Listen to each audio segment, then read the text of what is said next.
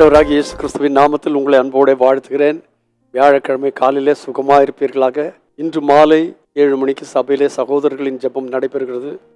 சகோதரர்கள் நன்றாய் கவனிங்கள். நன்றாய் எண்ணிக்கை கூடி வந்து கொண்டிருந்தது. ஆனால் திடீரென்று ரொம்ப குறைந்திருக்கிறது. அப்படி இராதபடி, அசதியாய் நினைக்காதபடி சகோதரர்கள் அனைவரும் இதை கவனித்து நீங்கள் திரளாய் வந்து கலந்து கொள்ள உங்களை அன்போடு அழைக்கிறேன். கடந்து வாருங்கள். கர்த்தர் உங்களை ஆசீர்வதிப்பாராக. எஸ்ஐயாவின் புஸ்தகம் 27ஆம் அதிகாரத்தில் நீங்கள் வாசித்தீர்களானால், தேவனாகிய கர்த்தர் தம்முடைய ஜனங்களை நாசமாக்குகிற சர்ப்பத்தை தமது பட்டயத்தினால் தண்டிப்பார்னு சொல்லியிருக்கிறது. லிவியாதான் என்னும் கோணலான சர்ப்பம் நேராவே போகாது, கோணல் வானல் தான் போகும். அந்த சர்ப்பம் தான் ஏவாளை ஏமாற்றினது.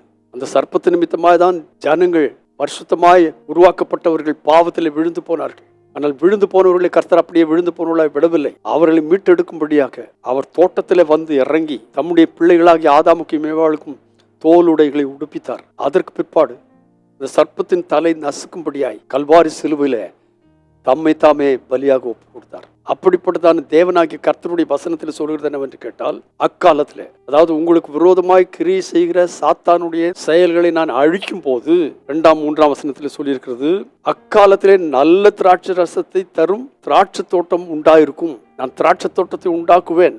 நான் உண்டாக்குகிற அந்த திராட்சை தோட்டத்தை குறித்து நீங்கள் பாடணும். தேவனுடைய ஜனங்கள் எப்போதும் பாடணும், துதிக்கணும், சந்தோஷமா இருக்கணும். எந்த சூழ்நிலையிலும் சந்தோஷமா இருக்க கற்றுக்கொள்ளணும். பிலிப்பியர்ல சொல்லியிருக்கு, எப்பொழுதும் சந்தோஷமா இருங்கள். தெசலோனிக்கர் சொல்லும் பொழுது சந்தோஷமாயிருங்கள் என்று மறுபடியும் உங்களுக்கு சொல்லுகிறேன் சொல்லியிருக்கிறோம். ஸோ இங்கே என்னென்று கேட்டால் பாடணும். ஏன் என்று கேட்டால், இந்த தோட்டத்தை குறித்த ஒரு மேன்மை குறித்து அடுத்த வசனத்தை சொல்லியிருக்கு, கர்த்தராகிய நான் உங்களுக்கு தந்த திராட்சை தோட்டத்தை காப்பாற்றி அடிக்கடி அதற்கு தண்ணீர் பாய்ச்சி ஒருவரும் அதை சேதப்படுத்தாதபடிக்கு அதை இரவும் பகலும் காத்து கொள்ளுவேன்.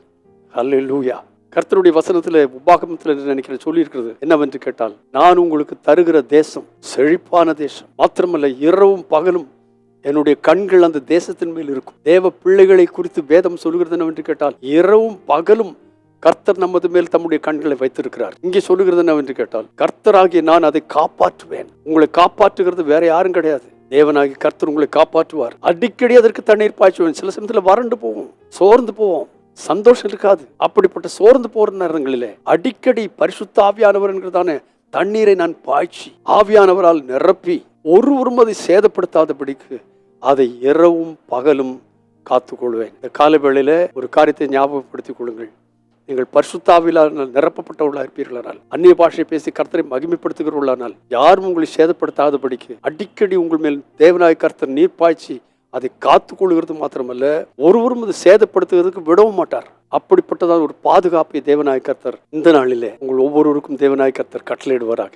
பரிசுத்த பிதாவே, நீர் எங்களுக்கு தந்த இந்த நல் வசனத்திற்காக நன்றி. நீர் எங்களுக்கு நல்ல திராட்சை தோட்டத்தை தருகிறீர். மாத்திரமல்ல, அது நல்ல கனிகளை கொடுக்கும்படி அடிக்கடி அதற்கு நீர் பாய்ச்சி அதை காப்பாற்றி இரவும் பகலும் பாதுகாக்கிறவராயிருக்கிறீர் என்று நாங்கள் வாசித்தபடியே இந்த நாளிலே உமது பிள்ளைகளை கர்த்தாவே நீர் பாய்ச்சுவீராக, பாதுகாப்பீராக. இரவும் பகலும் அதன் மேல் உம்முடைய பாதுகாப்பை கட்டளையிடுவீராக. அதை செய்து உங்கள் நாமத்தை மகிமைப்படுத்துவீராக.